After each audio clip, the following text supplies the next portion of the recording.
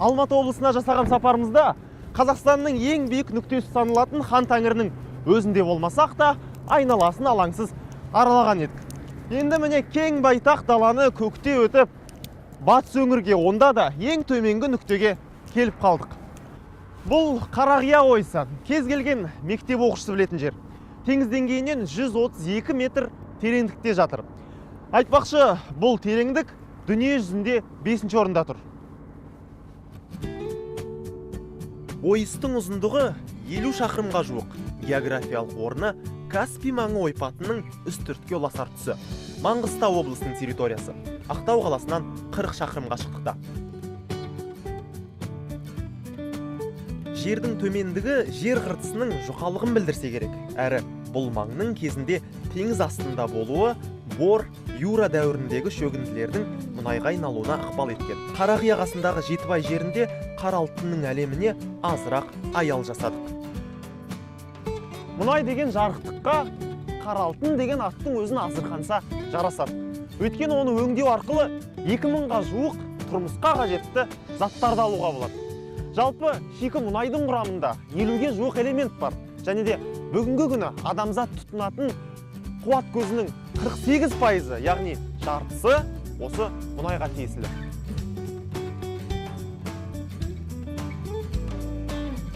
Елбасымыз мұнай мен газ Қазақстанның басты шикізат байлығы, оның болашақ гүлденуінің негізі деген еді. Енді сол байлықтың жер бетіне қалай шығатынымен танысайық азмас.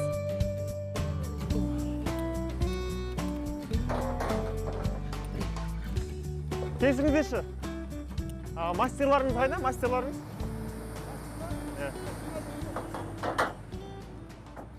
Ассалаумалейкум. Менің атым Талғат. Біз хабар арнасынан келдік осы мұнай өндірісімен танысуға. Қазір жігіттер не істеп жатыр? Скважин жасамай қалса, біздер жібереді пресс. Пресс дейтін ол подземный ремонт скважин. Уақытта біздер насос ауыстырамыз, трубасын ауыстырамыз, штангысын ауыстырамыз.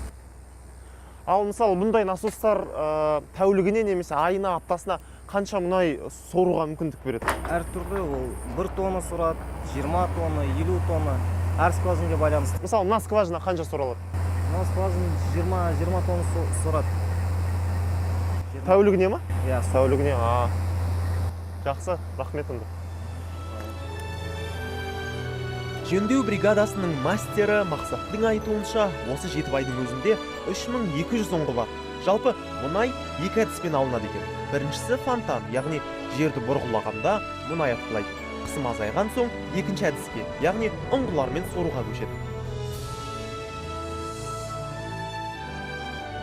Ал мынау сол ұңғының өзі.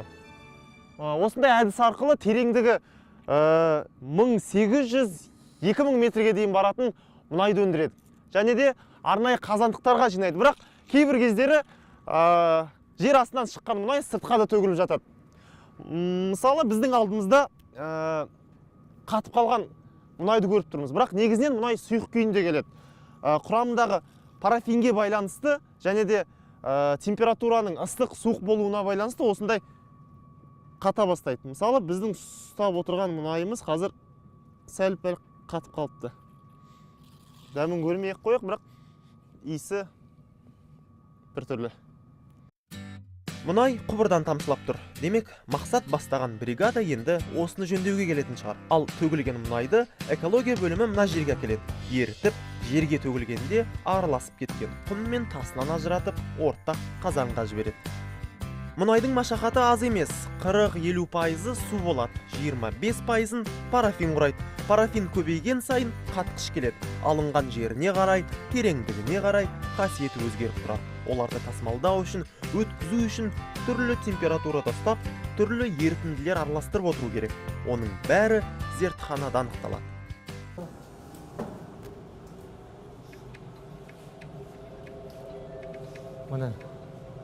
Мұнай дейтін жоғарында, су астында. Осындай процесс технологический резервуарда болады. Су астына кетеді, мұнай жоғарыға кетеді. Ол не үшін?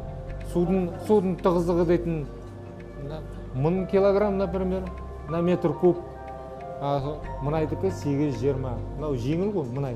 Мұнай жоғарыға кетеді, су астына кетеді. Мұнайдың бұдан соңғы күйі не болады? Оны Атырау мұнай өңдеу зауытына барғанда айтамыз.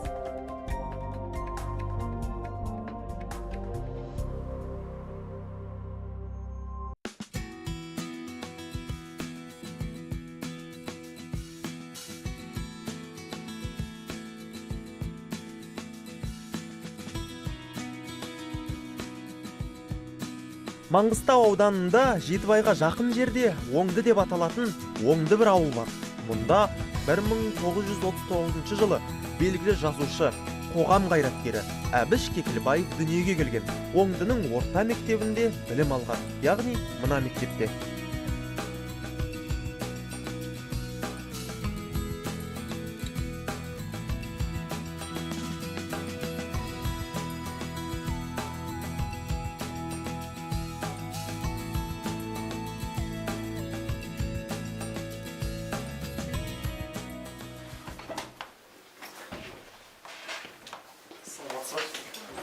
Саламатсыздар ма? Қалдарың қалай? Бұл Әбіш ағамыздың кабинеті сыныбы. Иә. Қанша бала оқисың?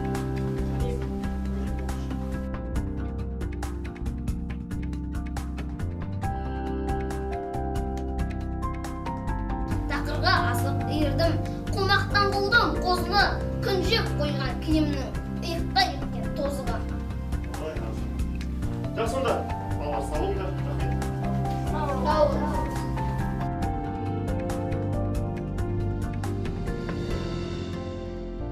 Маңғыстаудың табиғаты қызық.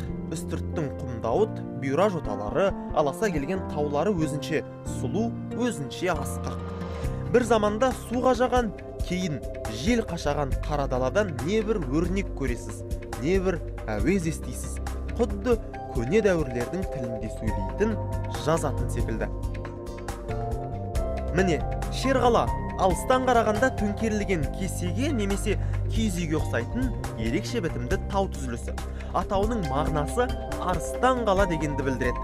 Ел аузындағы аңыздарға қарағанда бұл жер көп ретте бекініс рөлін атқарған. Сол аңыздардың бірінде былай айтылады. Бір соғыста түркмендер осы тауды бекінеді. Қазақтар оны айнала қоршайды, бірақ шабуылдап ала алмайды. Таудағы түркмендер де айнала қоршауды бұза алмай, амалдары таусылады. Сосын екі жақ ұзақ аңдысады. Қазақтар жауды ас сусыз қатырамыз деп ойлайды. Бірақ бір ай өтеді, екі ай өтеді, жау не берілмейді, не шөлден қырылмайды. Сөйтіп жансыз жіберіп, сақ құлақ жіберіп тыңдаса, түркмендер тігінен құдық қазып, содан су шығарып, күндерін бағып отыр екен. Сосын біздікілер тауды көлденең тесіп, жаңағы құдықтан бірақ шығады. Сосын түркмендердің жіберіп отырған қауғасының арқан қия берген. Сусыз қалған жау ақыры беріледі. Сөйтіп, осы жер атам қазақтың иелігіне көшкен еді. Мұның қай жері аңыз, қай жері ақиқат екендігін білмейміз, бірақ көрген адамдар таудың ішінде үңгірлердің көп екендігін айтады.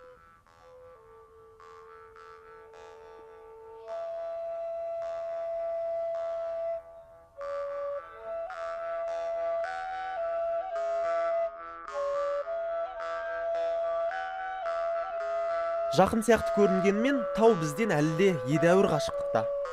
Үлкендігі байқалмай, бір қарағанда басына шығу оңай секілді сезіліп тұрғаны содан. Бірақ олай емес. Бергі жақ беті биік, тік.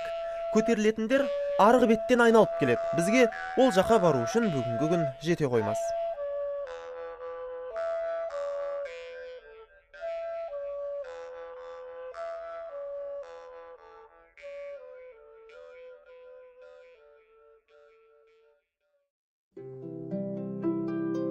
Есесіне Отпан тауға көлікпен көтерілуге болады. Осы өңірдегі ең биік жерлердің бірі.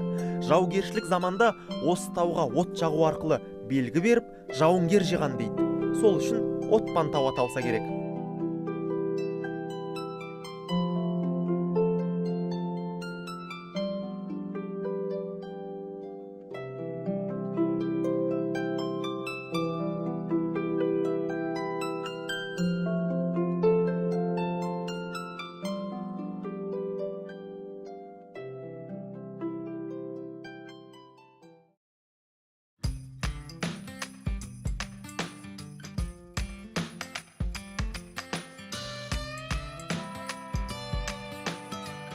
көшесі жоқ қаладамыз.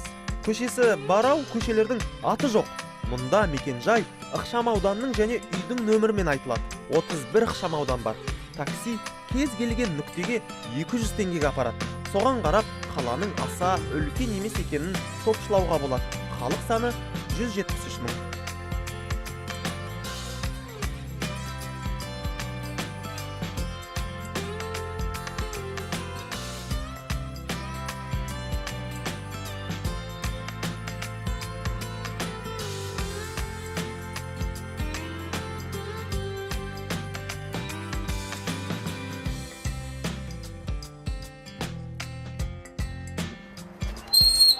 Бұл Есенов атындағы Каспий мемлекеттік технологиялар және инжиниринг университеті.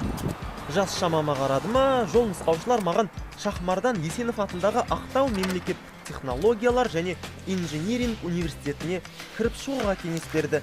7000 студент білім алып жатқан оқу ордасы шынында өңірдің мақтанышы болуға лайықты екен. 3 жыл ілгеріде салынған ғимараттың өзі қаланың сәніне сән қосып тұр.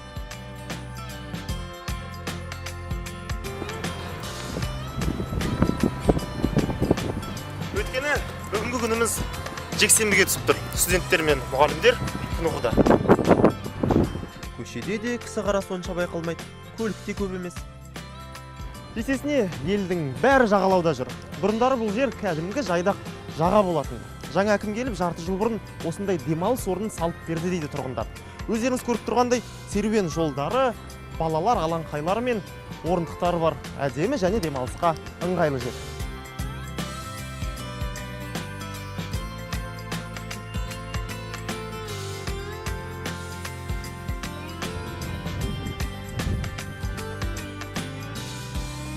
Бүгін күнде жылы. Жалпы Ақтау еліміздің ең жылы қалаларының бірі. Қазір қазан айының соңғы күндері болса да, ел әлі де жеңіл киіммен жүр.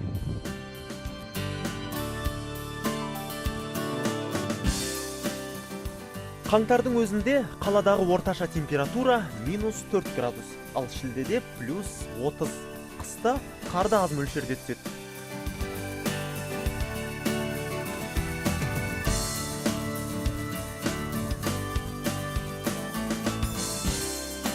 Бір байқағанымыз жағалау өте таза. Себебі мұнда қоқыс тастағандарды камералар арқылы жіті бақылап, қатаң жаза қолданады.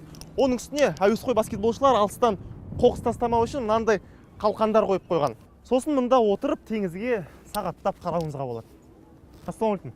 Кесіріңіз шаға. Сіз ақтаулықсыз ба? Иә, ақтаулық. Аға, бізге аққулар келеді деп еді, соның уақытын білесіз ба, қашан келетінін? Аққулар келеді, күн суығанда қаңтар айының бастарында осы жерде аққулар болады жаңадан. Сосын күн жылығаннан кейін өздері кетеді. Марттарға таман өздері ұшып кетеді бұл.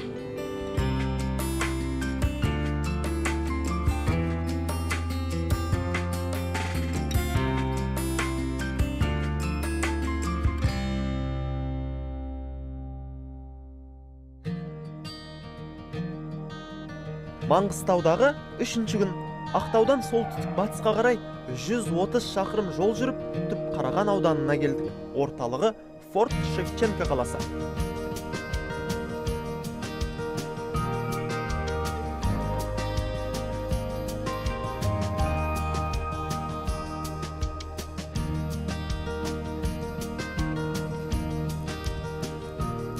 Қазақ судың құрлыққа әшкерелей енген тұсын шығанақ дейді. Каспийдегі шығанақтардың бірі мына жатқан Түпқараған шығанағы. Қазір мұнда мұнай-газ операцияларын қолдау базасы орын тепкен. Мына кемелер жатқан тұстан. Ал әрмен қарай Маңғыстау кеме жөндеу зауыты бар. Қазір онымен жақынырақ барып танысамыз.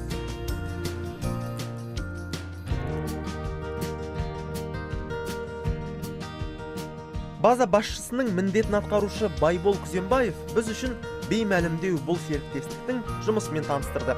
2006 жылы іске қосылған теңіз сервис мұнай кен орындарының кемелеріне түрлі қызмет көрсетумен айналысады. Аралға қажетті құрал жабдықтарын, азық түліктерін тиейді, токсикалық қалдықтарды қабылдайды, жанар жағар майын құяды. Теңіз сервис компаниясының теңіз кемелеріне май құю станциясының өндірістік қуаты жылына 140 мың текше метр. Бұл станция Каспийдегі осы бағытта қызмет көрсететін алғашқы және әзірге жалғыз нысан болып отыр.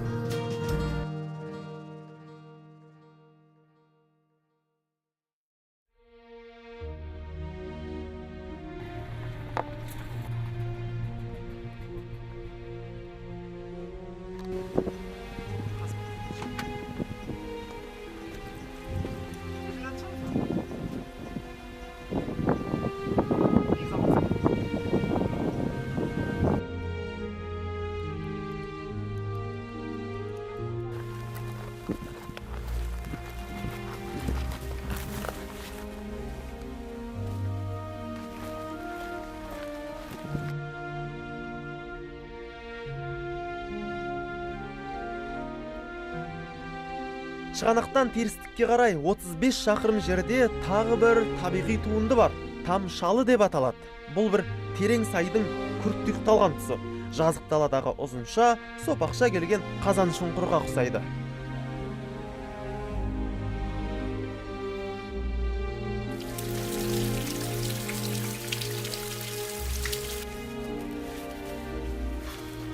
Шынында да шөлдегі оазис сияқты, көлдегі арал сияқты бұл бір тамаша жер екен. Ауасының құрамы мен қысымының өзі өзгеше. Оның себебі суы мен нуында болса керек. Жасыл желектің бәрі оттегі бөліп осы бір жартылай кеңістіктің ғана ауасын тазартып тұрғандай. Яғни ылғалы мол, оттегісі көп, жанға жайлы жер.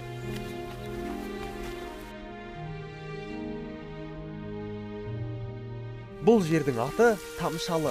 Шамасы тамшылы деген сөзден шықса керек. Өйткені жылғала баққан мына су тамшылардан құралған.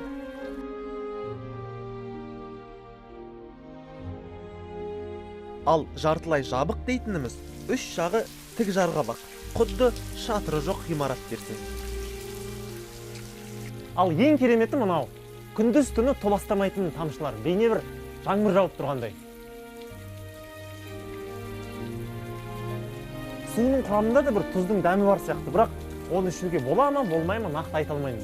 Бағана осы жерге келе жатқанда бір адамдардан дыбысты қатты шығарып, тасты жаңғыртсаңыз, тамшылардың қаттырақ ағатындығы жайлы естідік. Ей! Көбейді ма, көбеймеді ма? Білмеді.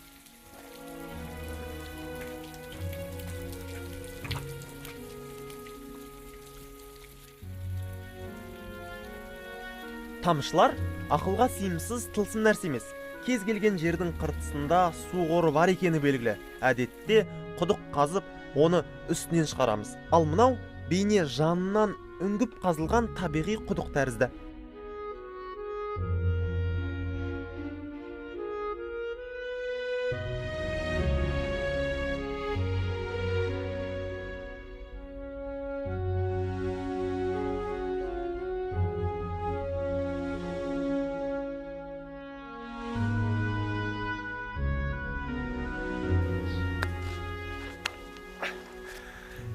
Мені мұндағы тастардың түзілуі таң қалдырды. Қатпар. Сосын іштері бір қуыс сияқты. Біріне бірін соғып көрсеңіз, қуыс бетонды немесе ағаш тұрып жатқандай түсініксіз бір дыбыс шығады. Тыңдап көріңіз. А?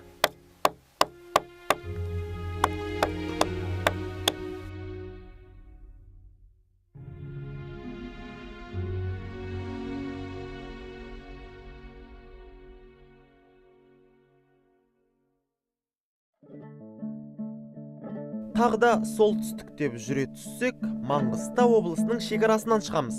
Алда Атырау.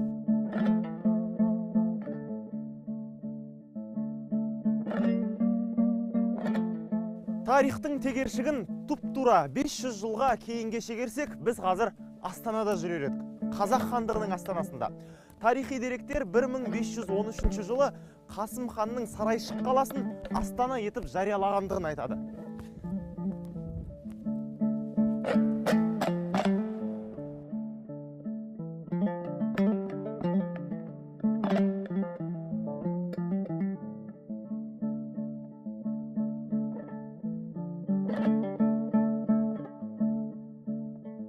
Сарайшық осы, яғни біз Қазборында жүрген қала. Атыраудан солтүстікке қарай 55 шақырым жерде Жайықтың бойында орналасқан. Осы аумақта бір кездері ұзындығы 8, ал ені 5 шақырым үлкен шаһар болған.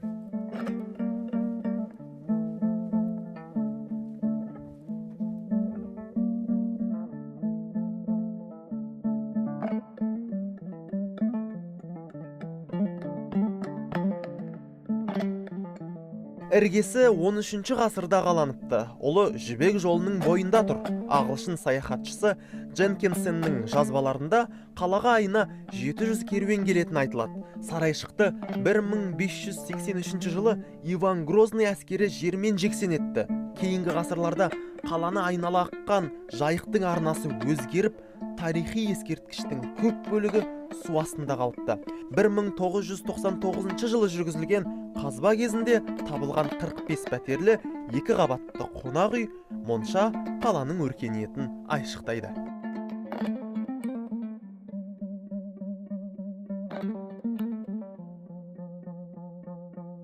Өткен күннен оралған олжалардың дені осы хан ордалы Сарайшық мұражай кешенінде, кейбір Астанада.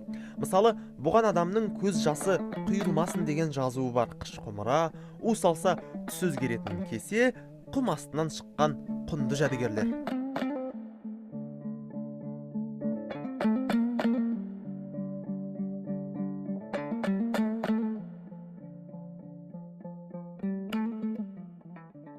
Сарайшықтың атағы әлемге жайылып тұрғанда, бұнда аралап жүрген көптеген саяхатшылар келетін болған. Солардың бірі 1334 жылы арабтың атақты саяхатшысы Ибн Батута дейтін кісі осында болған. Ол кісі өзінің өмірлік саяхат дейтін кітабында мынандай естелік жазып қалдырыпты. Ол кісі былай дейді: мен дүние жүзінің бәрін араладым дейді. Сол аралаған қалаларымның ішінде Сарайшық қаласы Бағдаттан кейінгі дүние жүзіндегі ірі қалалардың бірі екен дейді. Сол Бағдаттағыдай бұнда да қайықтардан жасаған көпір көрдім. Қалада ханның сарайы бар екен, 4 мешіт бар екен, өте көптеген қонақ үйлер бар екен дейді. Бірақ мен оларды көріп таңғалған жоқпын. Менің таңғалғаным, жер шарын шарлап жүргенде көрмеген қызықты Сарайшықтан көріп таңғалдым. Бұнда су әрбір үйге өзі барады екен дейді. Су әрбір үйге өзі барады деп тұрғаны 14 ғасырдың ортасында Сарайшықта водопровод болған, әрбір үйге су құбыры жүріп тұрған. Оның тұрбалары қыштан жасалған керамикалық тұрбалар болған.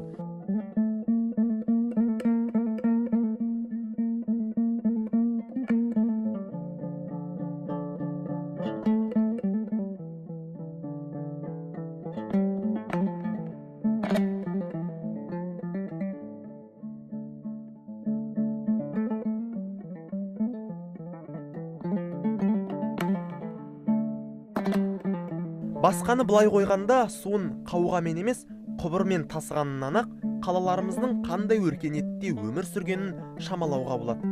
Енді көне шәрден жаңа шәрге ойыссақ.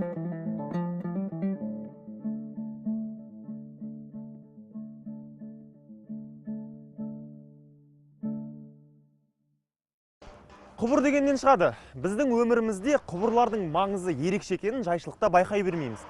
Ауыз суымыз да, газымыз да, жылуымыз да дәл осы құбырлар арқылы тасымалданады.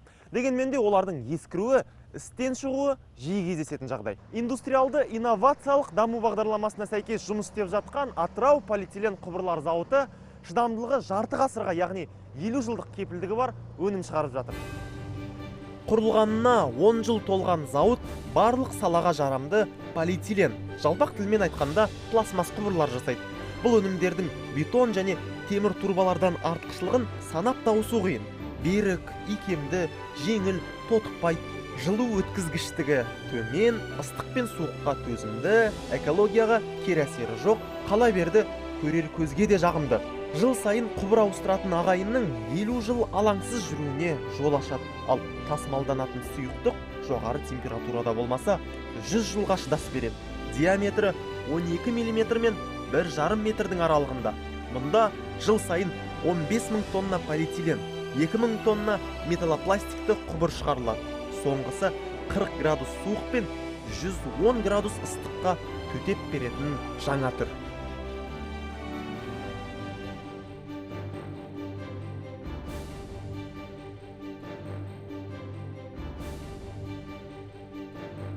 Атырауға келгенде мұнайдың ары қарайғы тағдырын айтамыз деп уәде еткен едік. Соны орындайық. Бұл 1945 жылдан бастап жұмыс істеп келе жатқан Қазақстандағы ең алғашқы мұнай өңдеу зауыты. Қазіргі күні жылына 5 миллион тонна мұнайды газын газ, бензинін бензин қылып өңдеп 17 түрлі өнім шығарып отыр. Мұнайды алғашқы күнде қондырғыға келіп түскен мұнайды біздер қайнату арқылы ретификация колонында бөліну процесі жүреді. Қайнау температурасы бойынша 30 градусқа дейін газ өнімдері, 185 градусқа дейін бензин өнімі, 350 градусқа дейін керосин газол өнімі, 350 градустан төмен мазут өнімдері бөлініп шығады. Біздің зауытта мұнай өнімінен 1,5-3% газ, 12-15% бензин өнімі, 35-40% дизель отыны, 50-55% мазут отыны шығарылады.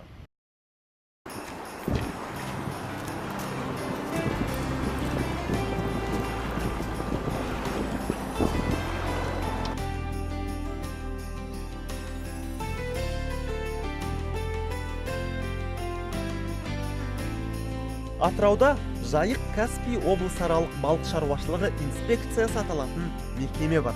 Сол мекеменің мамандары бізге өзен бойымен жүзіп, әрі балықшылардың тіршілігімен танысып қайтуды ұсынды.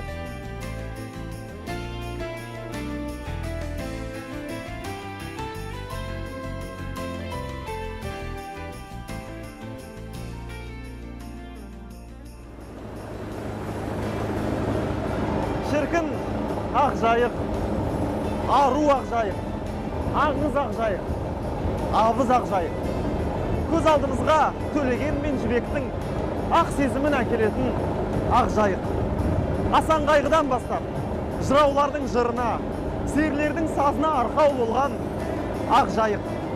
Еділ үшін егестік, жайық үшін жандастық делінетін Доспанбеттің айналайын ақ жайық, ат салмай өтер күн қайда деп арман еткен ақ жайығы.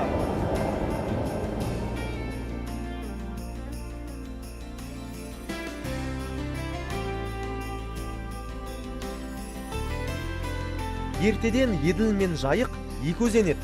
Қайыр айтып, егіздің сыңарын қалдырған соң, жайықты жан сала қорғамасқа, ақ жайық деп аялап, көзінің қарашығындай сақтамасқа болмады. Енді міне шекарамыз берік, іргеміз нық. 2400 шақырымдық өзеннің 1084 шақырымы қазақ жеріне қапсыз құжатталып тұр. Сонымен біз қазір Еуропа мен Азияның қақ ортасымен жүзіп келе жатырмыз. Жайық өзені ресми түрде қос құрлықтың шекарасы ретінде белгіленген. Сол жағымыз Азия, ал оң жағымыз Еуропа. Алдымызда Каспий. Оған дейін 45 шақырым қашықтық бар.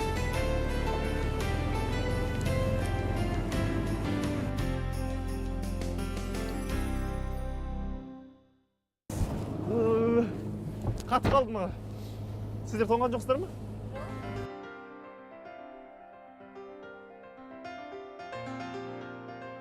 Жайықтағы жаңағы заңсыз балық аулау, браконьерлік жайлы не дейсіздер? Мысалы, кездесе ме ондай оқиғалар? Рейдтер жасалады. Егерде, например, мысалы, жайықтың бойында заңсыз тұрған ауыл торлар тұрса, ауыл құралдары болса, балықты ұстайды. Оның бәрі сүзіп алынады. Өзіңіз жаңадан бері көріп келе жатсыз. Барлық жер таза, судың бойы. Яғни заңсыз балық аулау үшін бүкіл жұмысты күшті жұмылдырып. Яғни заңсыздықпен айналысуға жол жоқ. Жол жоқ. Жол жоқ. Жол жоқ деп айтуға болады. Ал аға, балықтың қандай түрлері бар бұл жерде? Аққайран дейді, сыла дейді ғой. Ақмарқа дейді, көксерке дейді. Негізгі сондай бақта балық түрі көп.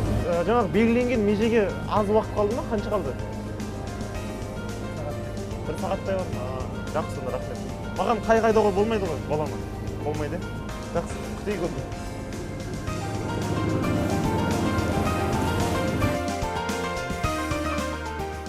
Балық аулау кезеңі жылына 2 маусымға бөлінеді. Көктемгі маусым мұз ерігеннен бастап 25 сәуірге дейін, күзгі маусым 16 тамыздан мұз қатқанға дейін. Жайық өзенінен балық аулау лимиті биылғы жылға 10.000 тонна. Сол лимит шаруашылықтардың шамасына қарай бөлініп беріледі. Ал жекелеген әуесқой балықшылар үшін адам басына бір күнде 5 келі балыққа ғана рұқсат.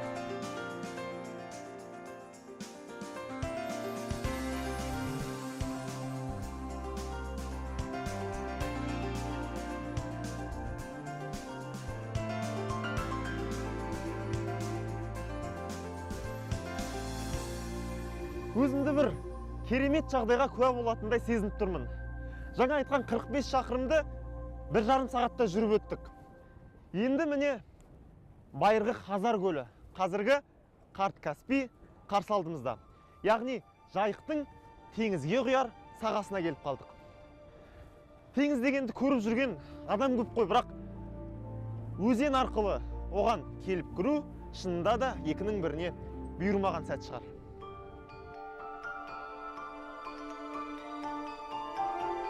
Жайық Каспийге 7-8 тармақпен келіп құяды. Сол тарамдар қамтыған аумақты Қазақ өзенінің атырауы деп атайды. Жайық өзені атырауының ені 10 шақырымға жуық.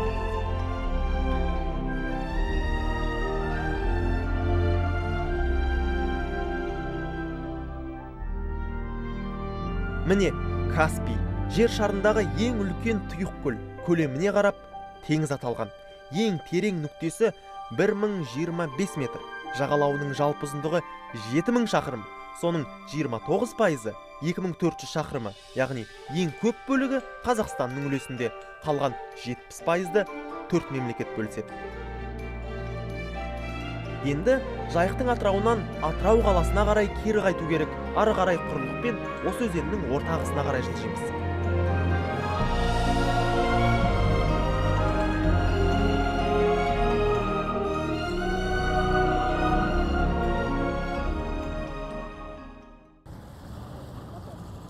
Бұл қаланы, яғни біз бара жатқан қаланы 2010 жылы халықаралық астаналар және қалалар қауымдастығы ең үздік шаһарлардың қатарына енгізді.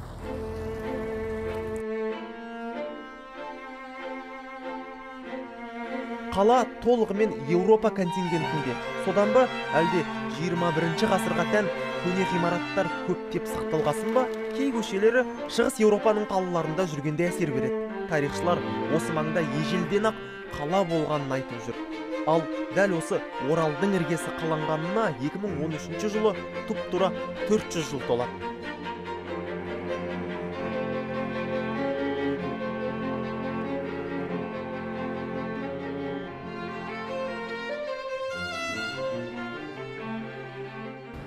Орал қаласы Қазақстандағы көне байырғы қалалардың бірі болып табылады. Бұның бір дәлелі ретінде біз мына тұрған Достық даңғылы бойындағы көшелерге үнле қарайтын болсақ, бұндағы ғимараттарда өзінің стилі жағынан, құрылыс жағынан айшықты объектілер, бүгін күні мемлекет қорғауға берілген объектілер. Бұлардың көпшілігі 18-19 ғасырларда орыстың, итальян стилінде қаланған ғимараттар болып табылады.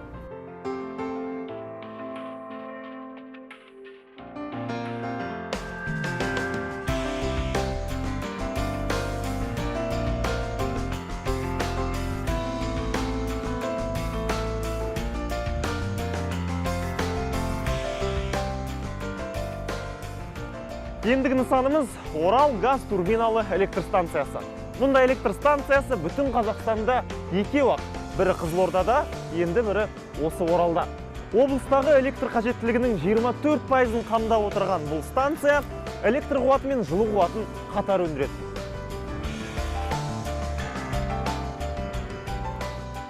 Бұрын Батыс Қазақстан облысы электр энергиясының 17%-ын Ресейден алатын. 2011 жылғы сәуірде қуаты 54 мегаваттық осы станция іске қосылды да, облыс энергетикалық тәуелсіздікке қол жеткізді. Мұнда конгрегационды типтегі 3 агрегат жұмыс істеп тұр. Ол дегеніміз табиғи газдың жылу энергиясын емес, бөлінетін газ қысымының қуатын тоққа айландыратын генератор.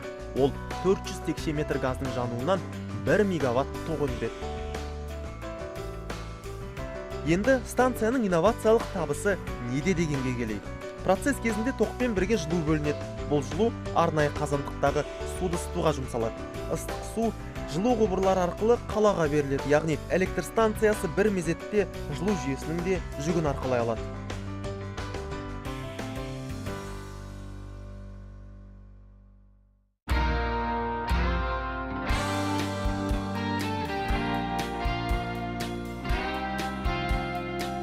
Орал газ турбиналы электр станциясы тәуелсіздіктің 20 жылдығында ашылса, Убле ет өнімдер зауытына 20 жыл болды. Мен секілді тәуелсіздікпен құралықтас.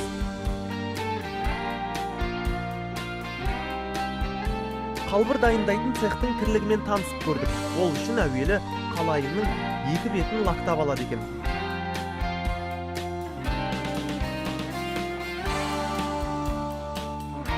Оның бір бетінен 20 қалбыр жасалады. Қызық үшін санақта көрдік. 20 қалбырды құюға 8 секунд уақыт кетеді. Осылайша мұнда күніне 125 дана консерві банкасы дайындалады.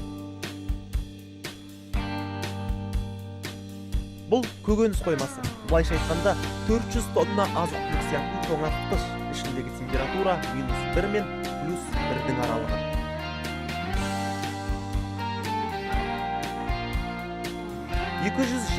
еңбеккері бар жауапкершілігі шектеулі серіктестік 25 түрлі ет өнімі, 30 түрлі балық, 10 түрлі көкөніс өнімін дайындайды.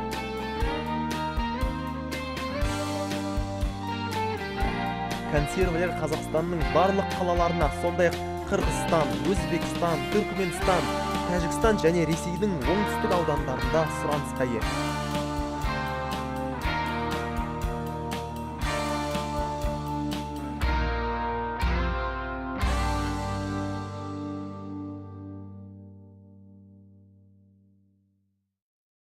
Если рассказывать об истории нашего предприятия, то оно начинало свое развитие прямо с началом независимости нашего Казахстана, когда президент призвал молодежь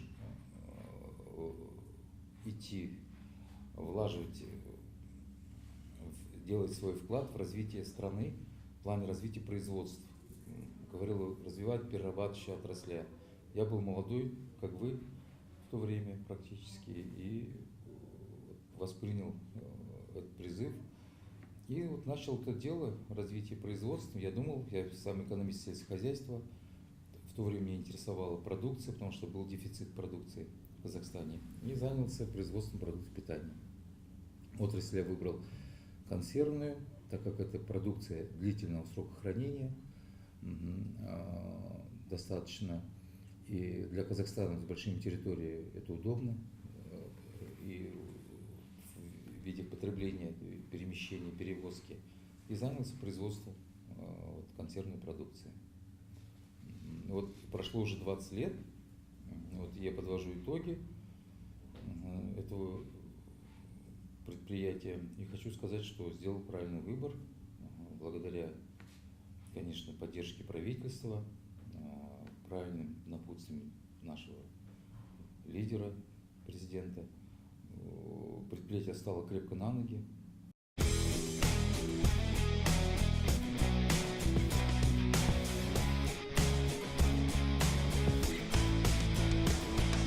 Ал Аркадий Рубцовтың әйнек нарығында жүргеніне 15 жыл болыпты. Алғашында шағын ұстахана, дөңгіршек, кейін шағын кәсіпкерлікті дамыту бағдарламасы аясында серіктестік ашқан. Қазір бизнестің жол картасы 2020-ға алғыс айта отырып, әйнек саласының әлемдік кәсіпорнына айналды.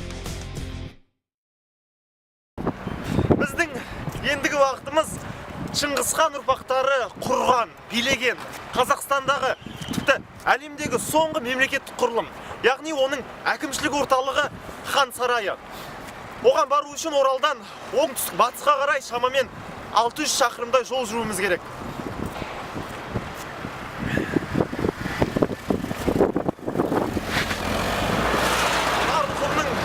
Бархандарын кесіп өтеміз. Жол қиын.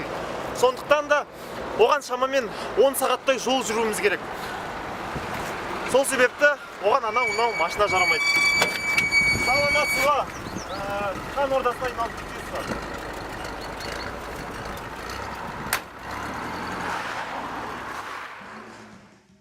Айтып отырғанымыз Бөкей ордасы немесе Ішкі орда. 1801 жылы Нұралы ханның ұлы Бөкей сұлтан Еділ мен Жайықтың арасындағы 1771 жылы Еділ қалмақтары тастап кеткен бос аймаққа қоныстану туралы ақ патшадан рұқсат сұрайды. Сөйтіп, жаңа хандықтың іргесі қаланады. Ресейдің вассалы ретінде 1815 жылы Бөкей қайтыс болды да тақ мұрагері Жәңгір жас болғандықтан бұл елді уақытша Күйші Дәулет Керейдің әкесі Шығай сұлтан басқара тұрды. 1824 жылы билікке тарихтағы таласты тұлға Жәңгір келді. Бұл сапарда сол Жәңгірден қалған жәдігерлер жайлы айтамыз. Ол замандағы саясатты сөз етпейміз, басқа жаққа барыспаймыз, көзбен көргенді баян қыламыз.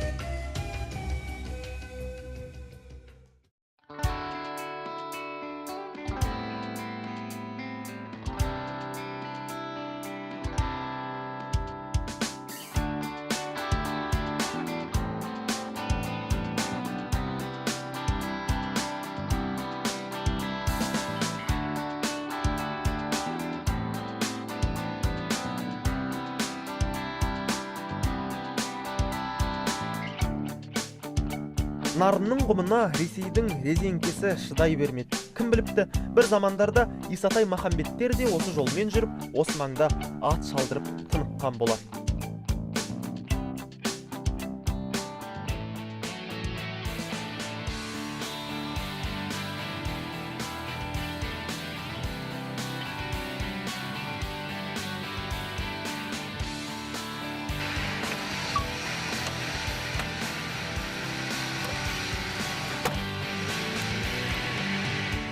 Жәңгір хан орда тіккен жас құс деген жер осы. Қазір хан ордасы деп аталатын елді мекен. Бөкей ордасы кезеңінде салынған құрылыстар бүгінде мұражай. 1826 мен 28 жылдар аралығында Жәңгір хан өзіне сарай салдырады. Ол сарай 3 бөліктен тұрады. Батыс бөлік, орталық бөлік және шығыс бөлік. Орталық пен батыс сақталмаған. Мына тұрғаны кейіннен қалпына келтірілген нұсқалары сақталғаны шығыс бөлік.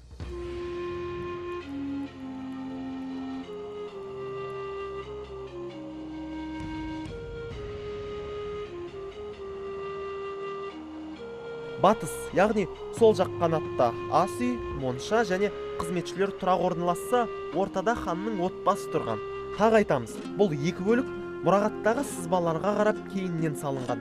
Шығыс, яғни оң қанат түп нұсқа, әрине реставрацияланған. Мына бөлікте сол кездегі патша үкіметінің шенеуніктері, жергілікті сұлтандар қонақ етілген. Сонымен қатар зерттеушілер мен саяхатшылар да тоқтаған. Мысалы, мына қабырғада сол кездегі жазбалардан үзінділер келтірілген. Солардың бірінде біз үлкен жарық бөлменің ішіне кірдік. Ол бөлменің ішінде парсы кілемдері мен айналар болды, төсектер қойылды дейді. Бұны 1835 жылы атақты саяхатшы Карл Гейбл жазып кеткен деп. Мынау ханның қонақ күткен бөлмесі. Тап сол кездегі тұрпатының қандай болғандығын ешкім тап басып айта алмайды, бірақ сол уақытта қонақ болған Гебель, Китаро, Иванов сияқты орыс зерттеушілердің суреттемелеріне қарап, шамамен осындай болғандығын аңғарамыз. Ескеретін нәрсе, үй ішіндегі бұйымдардың бәрі көшірме. Дегенмен, тарихи дерек пен ғылыми негіздің шеңберінде жинақталып, орналастырылған.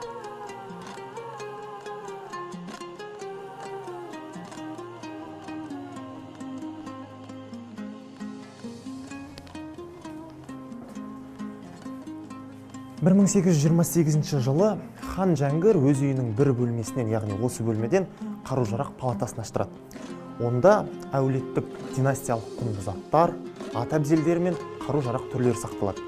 Мұны қазақ даласындағы ең алғашқы мұражай деп айтуға да толық негіз бар.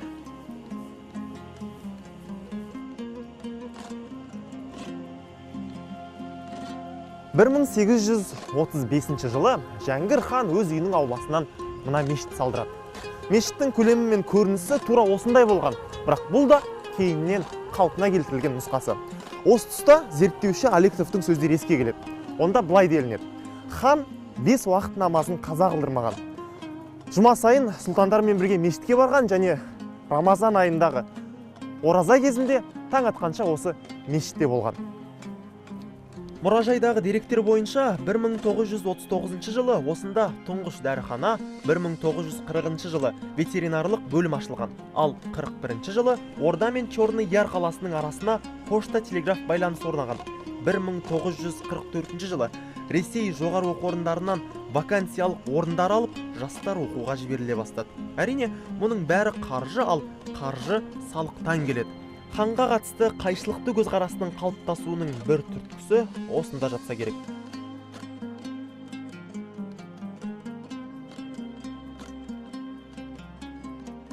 Жәңгір хан 1841 жылдың 6 желтоқсанында орысша қазақша мектепті өз қаржысына салдырыпты.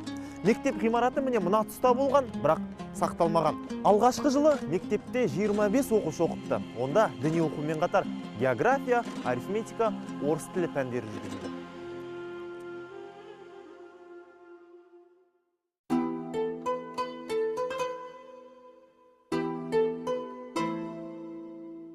Мынау кейінірек 1868 жылы Ордада салынған Тарғын мектебі. Жәңгір салғызған мектептің сәулеті шамамен осындай болған.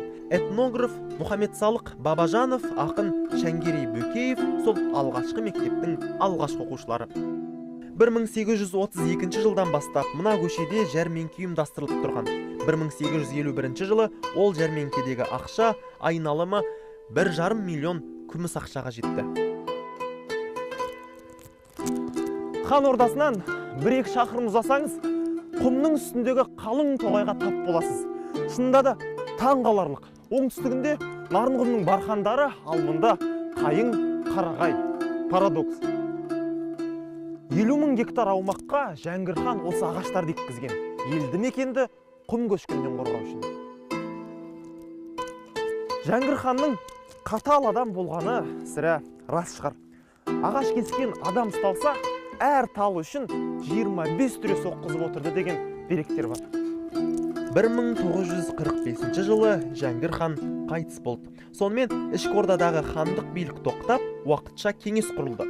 Тобықтай түйін жасасақ, осынау 92.000 шаршы шақырым, яғни Португалияның территориясына тең аумақта кезінде бұл хандық құрылмағанда, қазір Жайықтың батыс беті қолымызда болар мет, болмас бет. Орданың тарихымыздағы маңызы міне осында.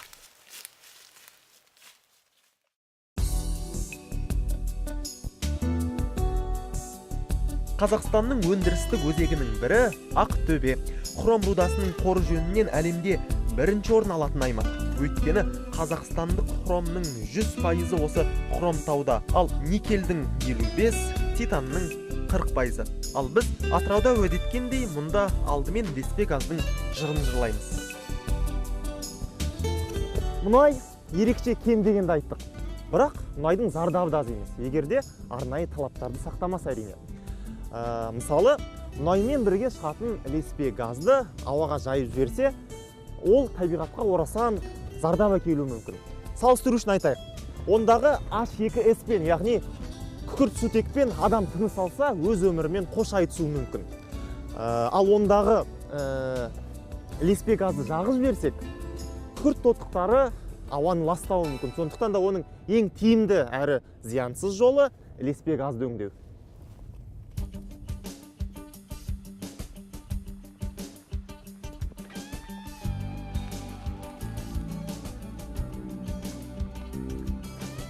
Дегенмен, ілеспе газды өңдеу қымбатқа түседі. Анығында компаниялар үшін оны жағып жіберген тиімді, бірақ ол заңға қайшы. Айтайын дегеніміз, аса ірі компаниялары болмаса, ілеспе газды өңдеуге анау-мынау өндіріс орны бара бермейді.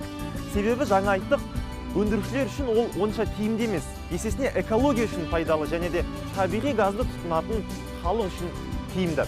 Міне сол ілеспе газды өңдейтін өндіріс орнына да келіп қалдық. Бұл жаңа жол мұнай газ өңдеу зауыты.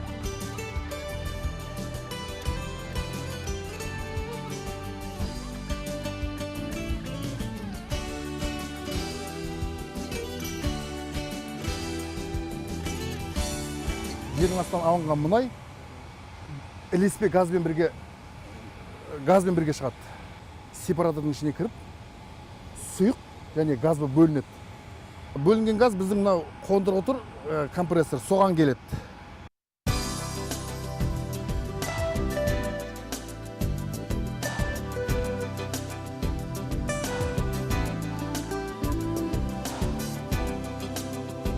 Ілеспе газдың құрамы әр түрлі қосылыстардан тұрады. Негізгісі метан. Яғни күнделікті тұрмыста қолданылатын табиғи газымыз. Зауыт жылына оның 3 миллиард 800 миллион текшеметрін өндіруде. 235 мың тонна сұйытылған газы тағы бар. Осының арқасында Ақтөбе облысы табиғи отынмен қамдалып отыр. Қалған 1 миллиард 100 миллион текшеметр газ Бұқара Орал газ магистраліне жөнелтіледі.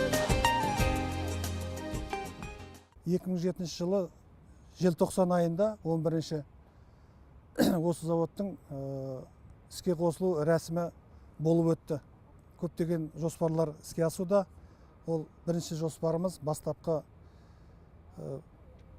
мынау ілеспе газды толық пайдалану, экологиялық жағдайымызды жақсарту, өзіміздің аймақтағы сол жобада көптеген қондырғылар іске қосылуда.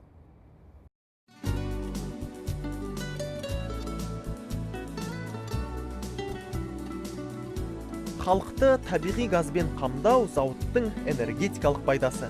Енді қоршаған ортаны қорғаудағы маңызына мән берейік. Ілеспе газдың құрамында күкіртсутек болатынын айтты. Жоғары концентрациямен ауаға жайылса, адам өлтіретінін білеміз. Баяғы әдіспен ілеспе газды пакелдерде өрттеу де табиғатқа қауіпті. Соған қарағанда оны залалсыздандырып, өңдеуден асқан абыройлысы жоқ. Жаңа жол сол қауіпті күкіртсутекті бөліп алып, одан таза күкірт өндіреді. Тәулігіне 160, жылына 47 мың тонна. Күкірт медицинада, тыңайтқыш жасауда және өндірісте кеңінен қолданысқа ие. Негізгі сатып алушы Қытай. Пиротехникалық тауарымен күллі әлемді қамтамасыз етіп отырған аспан асты елі күкіртті негізінен от шашулар жасауға пайдаланатын көрінеді.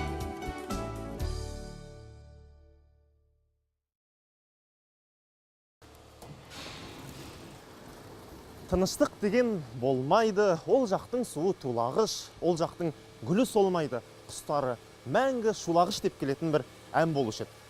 Сол айтпақшы, бұл жақтың күні суымайды. Қашанда плюс 25 градус. Сосын бұл жақтың қызанақтары адамның бойынан биік өседі. Және де өсімдіктері тамырын топыраққа емес, қағаз қапшыққа жаяды екен.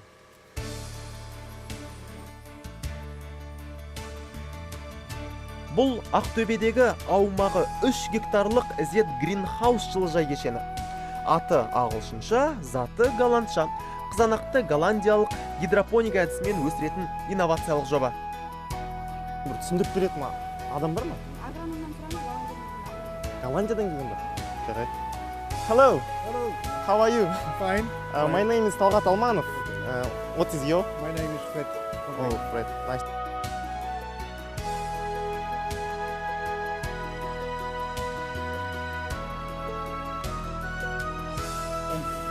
They are earlier red.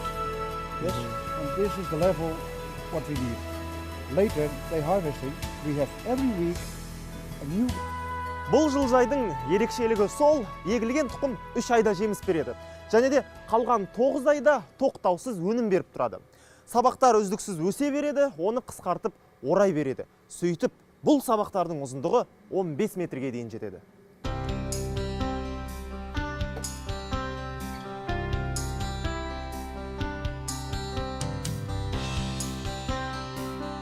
Мұнда өнімділік 2 есе жоғары. Мәселен, жай жылыжайларда 1 гектардан 250 тонна қызанақ алынса, бұл жерде гектарына 500 тонна.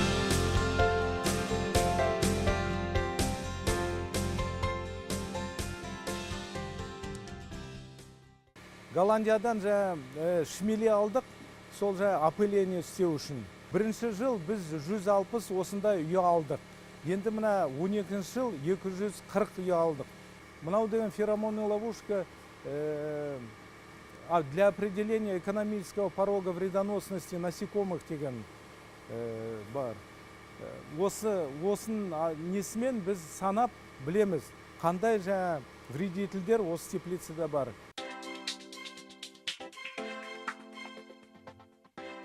Өндіріс нысандарынан соң қаланы аралауға қысқа ғана уақыт бұйырды. Етасым уақыт. Күн еңкейгеннен батқанға дейін. Президент саябағы, жастар алаңы, сулы жасыл гүлзар, ең асыл қазына ел бірлігі екенін айшықтайтын монумент, батырлар аллеясы, көшесі кең, тіршілігі қайнаған Ақтөбе біз ойлағаннан да әдемі екен. Осылай сапарымыздың бұл тармағында тәмамдадық. Батыстың бар байлығын бір бөлімге сыйдыру мүмкін емес әрине, бірақ сонда да осындай ұлуан ғайыр менің жерімнің баға жетпес қазынасы екенін жеткізу үшін тырысып бақтық. Алдағы сапарда да бізбен бірге болғайсыз.